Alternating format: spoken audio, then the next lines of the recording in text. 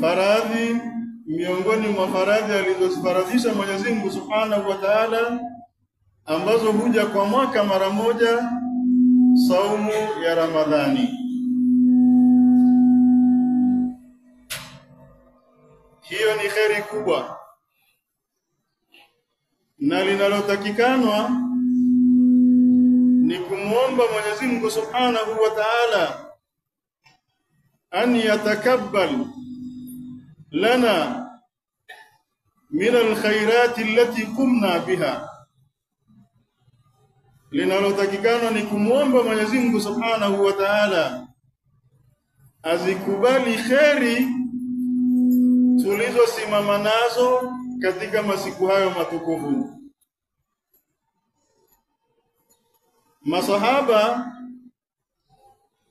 walikimuomba Mwenyezi Mungu Subhanahu wa Ta'ala baada ya Ramadhani zaidi ya miezi 6. Mwenyezi Mungu Subhanahu wa Ta'ala wakubalie matendo yao, na miezi 6 mingine walikimuomba Mwenyezi Mungu Subhanahu wa Ta'ala awafikishe katika hiyo Ramadhani. Sasa kwa kuwa tumemaliza Ramadhani hiyo, tukaingia katika ibada nyingine ambayo ni tabia li fardhi saum, ambayo inafuatia ya faradhi hiyo ya saumu. Ilivyo katika sharia ya Mwenyezi Mungu Subhanahu wa Ta'ala, kila lililo faradhi na kuna lingine linalofuatia hapo ambalo litakuwa ni nafila, ni sunna. Na baada ya saumu ya Ramadhani inayofuatia ni situ min Shawwali, ni siku 6 katika mwezi huu wa Shawwal. Na siku 6 hizi Mtume sallallahu alayhi wasallama amezihimiza, na ni wajibu watu wasimame kidete katika kuzitekeleza ili kupata kheri hiyo ambayo Mwenyezi Mungu Subhanahu wa Ta'ala aliyoiahidi. Mtume sallallahu alayhi wasallama anatufahamisha na kutuelekeza ya kuwa man sama Ramadhana thumma atbahu 6 min Shawwali kana kasiyami dahri. Hadithi hii au maneno haya ya Mtume sallallahu alayhi wasallama yanatuelekeza na kutuonyesha umuhimu na ukubwa na ubora wa haya masiku 6 ambayo yanafuatia saumu hiyo ya faradhi ya mwezi wa Ramadhani. Mtume amesema man sama Ramadhana, yeyote yule ambaye atakayekuwa ameifunga mwezi wa Ramadhani, ikiwa ni siku 29 au ni siku 30, akafunga siku hizo, thumma atbahu 6 min Shawwal, kisha akafuatia kufunga masiku mengine 6 katika mwezi huu wa Shawwal. Vyovyote atakavyofunga, alete kwa kufuatana, alete kwa kuachana, ili mradi masiku hiyo haya 6 yapatikane ndani ya mwezi huu wa Shawwal. Kwa hiyo atakapokuwa amefunga mtu haya masiku 6 na alikuwa amefunga mwezi wa Ramadhani mzima, Mtume akasema kana kasiyami dahri, na baadhi ya riwaya kana kasiyami dahri kulli, inakuwa mtu huyu ni kama vile amefunga mwaka mzima. Utukufu ulioje wa kheri na baraka na rahma ya Mwenyezi Mungu Subhanahu wa Ta'ala kwa waja wake.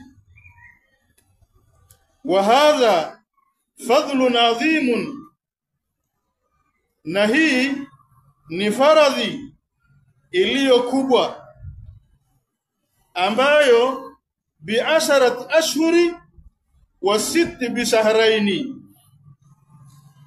Kwa hiyo Ramadhanu bi'asharat ashhurin, Ramadhani ambazo ni siku 30 hukadiriwa na Mwenyezi Mungu Subhanahu wa Ta'ala mtu kama vile amefunga miezi 10. Wa 6 bishahraini, na hizi siku 6 ambazo zilizokuwa katika Shawali anakadiriwa ni kama vile amefunga miezi 2. Mtume akasema alhasanatu bi'ashri amthaliha, Mwenyezi Mungu Subhanahu wa Ta'ala analipa jema moja kwa 10. Kwa hiyo siku 36 ukizidisha mara 10 ni 360, ambazo hizo ni siku za mwaka mzima. Ndio maana Mtume sallallahu alayhi wasallam anasema man sama ramadhana thumma atba'u 6 min shawwali kana kasiyami dahr, ay kaannahu sama sana kulla, kama vile amefunga mwaka mzima. Huwa ni utukufu wa mtu kufuatisha siku 6 katika hizi siku 6 za mwezi wa huu Shawwali baada ya Ramadhani. Kisha innamal a'malu bikhawatimiha. Khutba yetu ya leo itaangalia kwa ufupi matendo yote mema au wema wa mtu anaoutenda huzingatiwa mwisho wake. Ikiwa mwisho wake utakuwa mzuri, basi na mwanzo wake utachukuliwa. Ikiwa mwisho wake utakuwa ni mbaya, basi mwisho unaporomoa na unayaangusha yale yaliyokuwa ya mwanzo. Kwa hiyo mtu atakapokuwa anatenda matendo mema vyovyote vile ambavyo atakavyojitahidi, ni kumuomba Mwenyezi Mungu Subhanahu wa Ta'ala mwisho mema. Na ndiyo maana Mtume sallallahu alayhi wasallama akiomba sana husnul khatima, mwisho mwema. Dua zake nyingi akiomba, mara nyingi akimalizia na kuishilia kumuomba Mwenyezi Mungu Subhanahu wa Ta'ala mwisho mwema. Kwa hiyo kwa ajili hiyo, innamal a'malu bikhawatimiha, hakika matendo huzingatiwa mwisho wake. Wayadullu lima qala al-Baji hadithu Ahmad fi al-Musnad,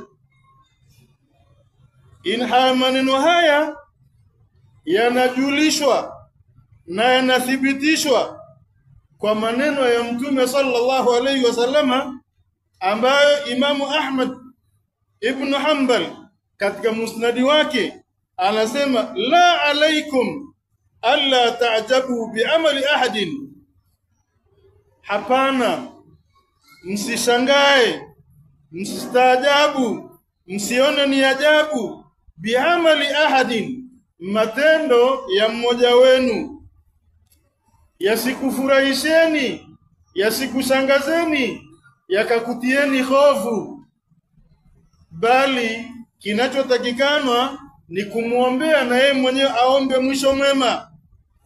Mtume akasema tandhuru bima yakhtimu lahu au bima yukhtamu lahu, mnachotakiwa kukiangalia ni vile ambavyo atakavyomalizia katika matendo yake, au atakavyomalizia umri wake katika hayo matendo yake yaliyo mema. Fa innal amila ya'malu zamanan, kuna mtu ambaye anaweza akatenda matendo mema muda mrefu sana, min umrihi, katika umri wake, au burhata min dahri, au akatenda muda mchache, muda mdogo katika maisha yake, bi'amalin salihin, akatenda matendo yaliyo mema, mpaka watu wakashangaa wakaona hakuna mwema kama huyo. Lau mata alayhi dakhala aljanna, lau atakufa katika hali ambayo alionayo, hapana shaka ni mtu wa peponi, kwa wema ambao alionayo, kwa mambo mema ambayo anayatekeleza ya faradhi, kwa mambo ya sunna ambayo anayatekeleza vile ambavyo anavyosimama navyo. Lakini huenda kusimama kwake hivyo na hayo mema ambayo alionayo, ana ujibu ndani yake, ana kujiona ndani yake, anaona kwamba ni nguvu yake inamfanya atende hivyo, sio taufiki ya Mwenyezi Mungu Subhanahu wa Ta'ala. Kinachotakikanwa ni watu kumshukuru Mwenyezi Mungu Subhanahu wa Ta'ala kwa wema wanaoutenda ili Mungu awazidishie, na kumuomba Mwenyezi Mungu Subhanahu wa Ta'ala taufiki yake kwa hayo mema ambayo mtu anayoyatenda, asijigambe kwa wema huu ambao anautenda, akajifakhiri kwa watu, akajifakhiri kwenye nafsi yake kwa wema huu ambao anautenda. Masahaba wa Mtume sallallahu alayhi wasallama, wao walipokuwa wakitenda wema walikuwa baina al-khawfi war-raja, kati ya kuogopa na kutaraji. Ndivyo walivyokuwa wakifanya, wakiogopa huenda Mungu hajayakubali walioyatenda, na wakati huo wakitaraji thawabu kwa Mwenyezi Mungu Subhanahu wa Ta'ala. Mtume sallallahu alayhi wasallama, pamoja na kuwa ghufira lahu ma takaddama min dhanbihi wa ma ta'akhara, amesamehewa madhambi yake yote, na kwa kuwa mitume ni maasumin, mitume wamehifadhiwa na madhambi na Mwenyezi Mungu Subhanahu wa Ta'ala, Mungu amewalinda.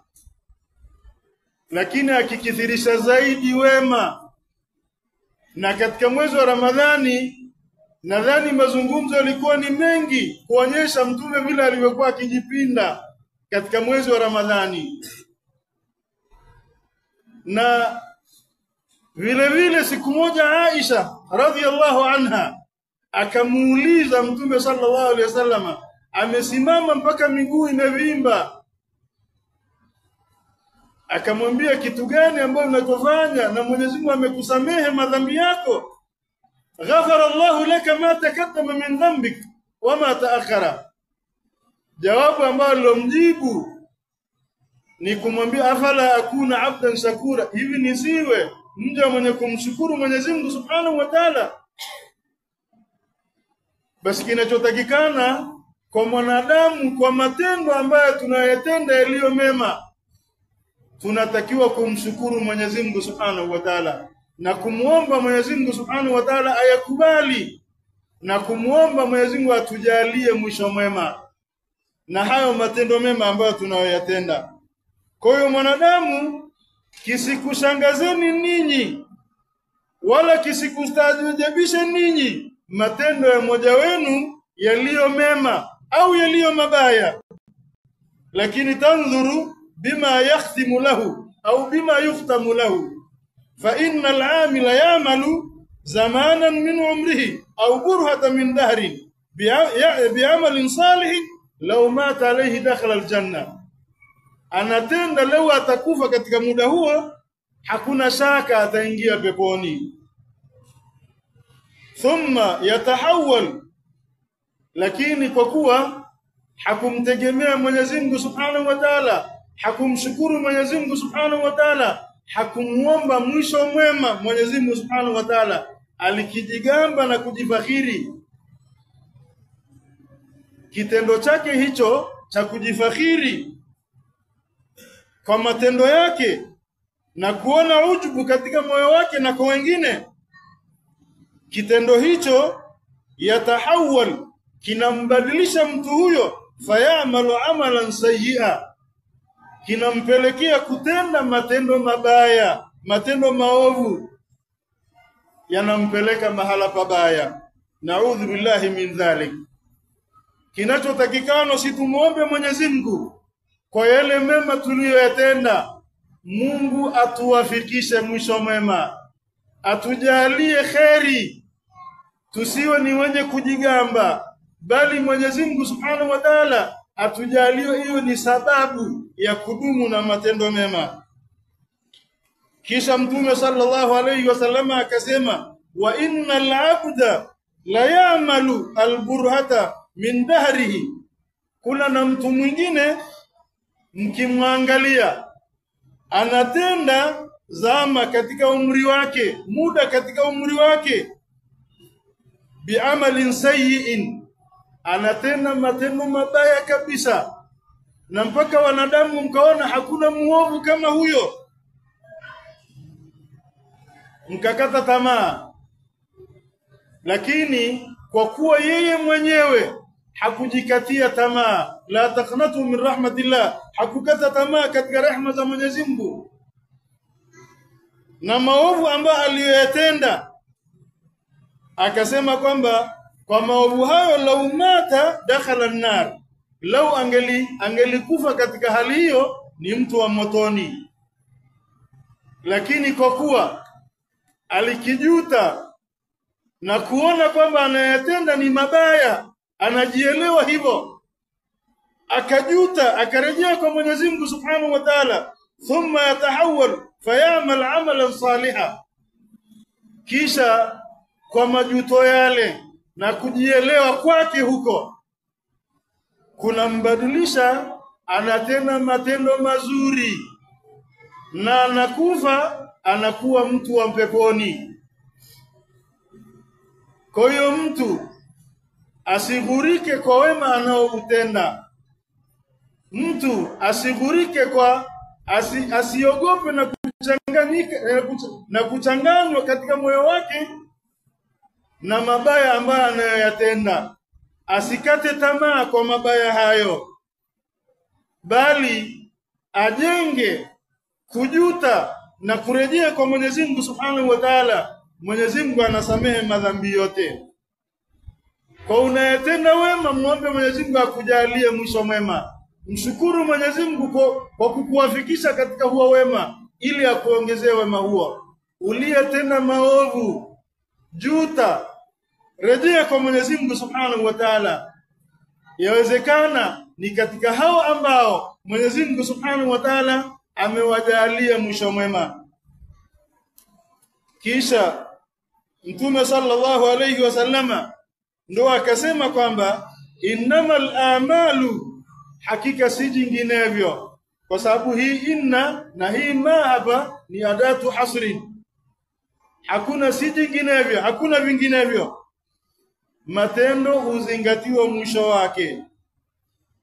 Mtume akasema kalwi'ai, ni kama vile chombo kilichojaa ima ni maji au kikajaa kitu chochote kile kizuri. Akasema idha taba a'lahu, kile chombo kile kilichowekwa kwenye chombo hicho, ikiwa hapa juu ni kizima, ni kizuri, hakijaoza, hakijaharibika, taba asfalahu, Mtume anasema kwamba basi mpaka ndani kitakuwa kizuri kitu hicho. Wa idha khabutha alahu, na kile kilichowekwa kwenye chombo hicho kikawa kimeharibika, kimeoza, hakifai, basi khabutha asfalahu, na hata ndani yake kinakuwa kimeharibika. Mtume maneno haya anayazungumza huku juu ndo mwisho wa umri wa mwanadamu, kule chini ndo nyuma ya matendo ambayo aliyoyatenda. Ikiwa mwisho wake utakuwa ni mwema, fa khairun lahu fataba lahu, anakuwa ni mwema. Ikiwa mwisho wake umekuwa ni mbaya, basi na hata yale ya mwanzo ambayo aliyokuwa mema akiyatenda yanakuwa yameharibika, hayamsaidii chochote. Mwenyezi Mungu Subhanahu wa Ta'ala katika Qur'ani anasema kwamba wa'budu rabbaka hatta ya'tiyaka al-yaqin, muabudu Mola wako mpaka ya kufika mauti, mpaka kufa kukufike. Hivi ndivyo Mwenyezi Mungu Subhanahu wa Ta'ala alivyotuelekeza, alivyotufahamisha. Basi tumuombe Mwenyezi Mungu Subhanahu wa Ta'ala atujalie mwisho mwema, atujalie matendo haya mpaka kufika na mauti. Ud'u Allah wa antum muqinuna bil ijaba.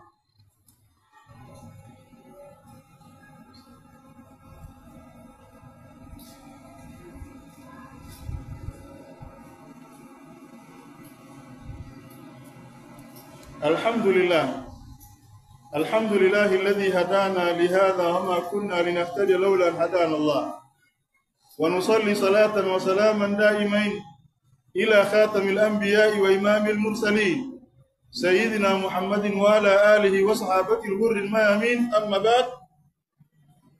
بعدكم شكر Mwenyezi Mungu Subhanahu wa Ta'ala na kumtakia rehema Bwana Mtume sallallahu alayhi wasallama.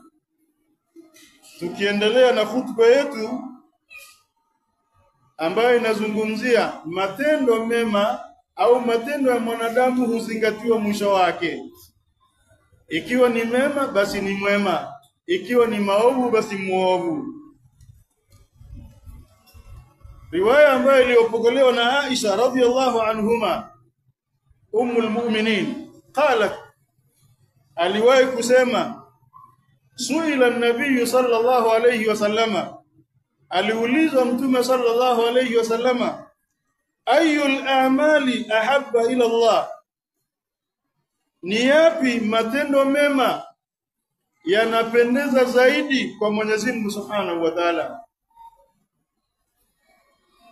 Aisha mama wa waumini anatufahamisha na kutueleza, siku moja Mtume aliulizwa, ni matendo gani ambayo ni bora zaidi, ambayo huzingatiwa kwa Mwenyezi Mungu Subhanahu wa Ta'ala,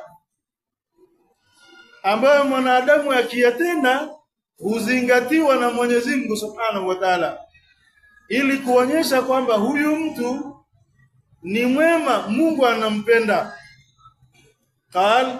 Mtume sallallahu alayhi wasallama akasema, adwamuha wa inqalla, matendo ambayo Mwenyezi Mungu Subhanahu wa Ta'ala anayapenda mja anapoyatenda, akasema ni yale ambayo mja huyo atadumu nayo, hata kama ni machache, ni madogo, yanaonekana ni madogo, lakini akadumu nayo katika maisha yake, uhai wake ukamalizika katika kudumu na mambo kama hayo. Basi Mwenyezi Mungu Subhanahu wa Ta'ala matendo hayo anayapenda zaidi, yanapendeza zaidi kwa Mwenyezi Mungu Subhanahu wa Ta'ala. Hata huyo ambaye anayatenda anapendeza kwa Mwenyezi Mungu Subhanahu wa Ta'ala. Mungu anampenda kwa kule kudumu nayo hayo ambayo yaliyo mema, ni kheri kwake na Mwenyezi Mungu Subhanahu wa Ta'ala anayapenda. Mtume sallallahu alayhi wasallama, tukiangalia yeye mwenyewe alikidumu zaidi na matendo yaliyokuwa mema, na akimshukuru zaidi Mwenyezi Mungu Subhanahu wa Ta'ala kwa hayo matendo mema, na akimuomba Mwenyezi Mungu Subhanahu wa Ta'ala amuwafikishe mwisho mwema. Kisha kuna riwaya ambayo vile vile Ummul Ala, huyu Ummul Ala mraatun min al-Ansar, ni mwanamke katika wanawake wa Madina, anasema anna Rasulullah sallallahu alayhi wasallama, hakika Mtume sallallahu alayhi wasallama lamma dakhala ala Uthman ibn Mad'un, Mtume sallallahu alayhi wasallama alipoingia kwa huyu kaka yake wa kunyonya ambaye ni Abdullah ibn Mad'un, na hali ya kuwa Abdullah ibn Mad'un kad mata, alikuwa ameisha kufa. Huyu mama Mtume alipoingia hapo alipokuwa Uthman ibn Mad'un, huyu mama akasema, rahmatullahi alayka aba Saibi, rehma za Mwenyezi Mungu Subhanahu wa Ta'ala ziwe kwako ewe aba Saib, akimkusudia Uthman ibn Mad'un. Fasahadati alayka lakad akramaka Allah, kwa ushuhuda ambao mimi nauona kwako, hakika Mwenyezi Mungu Subhanahu wa Ta'ala amekukirimu ewe Uthman ibn Mad'un, kwa hali ambayo si tulivyokuwa tukukifahamu wewe maisha yako yalivyokuwa kwa Mwenyezi Mungu Subhanahu wa Ta'ala. Lakad akramaka Allah, hakika Mwenyezi Mungu amekutukuza kwa kufa katika hali ambayo ni ya wema, mwisho mwema, kwa vile ambao tunavyoona sisi katika maisha yako. Faqala Rasulullah sallallahu alayhi wasallama, Mwenyezi Mungu Mtume sallallahu alayhi wasallama akamwambia huyu Ummul Ala, wama yudrik anna Allah akramahu, ni kitu gani kinachokukuonyesha wewe na kukufahamisha wewe kwamba Mwenyezi Mungu Subhanahu wa Ta'ala amemtukuza huyu, amemkirimu huyu Uthman ibn Mad'un? Faqultu bi abi wa ummi ya Rasulullah, huyu mama akasema, na hapa ni msemo ambao walikuwa wakiutumia zaidi wa Arabu katika kuthibitisha yale ambao wanayosema, bi ummi bi abi wa ummi ya Rasulullah, yani ni kukomboa mimi kwa baba na mama yangu ewe mtume wa Mwenyezi Mungu. Faman, nani mwingine ambaye atakayokuwa na ukarimu na kukirimiwa zaidi ya Uthman ibn Mad'un vile ambavyo alivyokuwa? Nani mwingine ambaye atakuwa hivyo kama si huyu Uthman ibn Mad'un? Faqal, Mtume sallallahu alayhi wasallama akasema, amma huwa faqad ja'ahu al-yaqin, ama huyu Uthman ibn Mad'un hakika amefikwa na mauti, amefikwa na kufa. Wa inni, na hakika mimi mtume, la arju lahu alkhaira, nataraji tu kwake khairi kutoka kwa Mwenyezi Mungu Subhanahu wa Ta'ala. Haya ni maneno ya Mtume sallallahu alayhi wasallama, aya ambayo tuliyosema kwamba wa'budu rabbaka hatta ya'tiyaka al-yaqin, al-yaqinu bimaana al-maut. Mtume anasema, amma huwa fakad ja'ahu al-yaqin wa inni la arju lahu al-khair, imeufika mwisho mwema kwa kadri ambavyo nilijitahidi katika wema, na mimi nataraji khairi kwa Mwenyezi Mungu kwake. Lakini usikate shauri kwa wema wa mtu ambaye aliyekuwa akiutenda hapa duniani, bali muombe kwa Mwenyezi Mungu Subhanahu wa Ta'ala mwisho mwema. Ndicho ambacho mtume alichokijulisha kwa huyu Ummul Ala.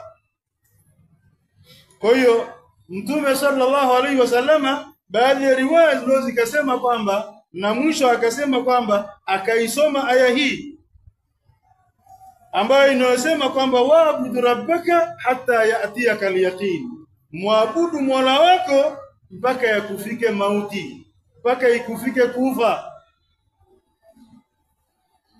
Kwa hiyo kwa maneno haya tunatakiwa kumuomba Mwenyezi Mungu Subhanahu wa Ta'ala atukubalie saumu zetu za mwezi wa Ramadhani, atukubalie saumu zetu tunazoendelea nazo za situ min Shawwali, na tumuombe Mwenyezi Mungu Subhanahu wa Ta'ala husnal khatima, tusighurike kwa haya mema tunayoyatenda, bali tutaraji thawabu kwa Mwenyezi Mungu Subhanahu wa Ta'ala, na tumuombe Mwenyezi Mungu atukubalie na atujalie ni wenye kudumu nayo.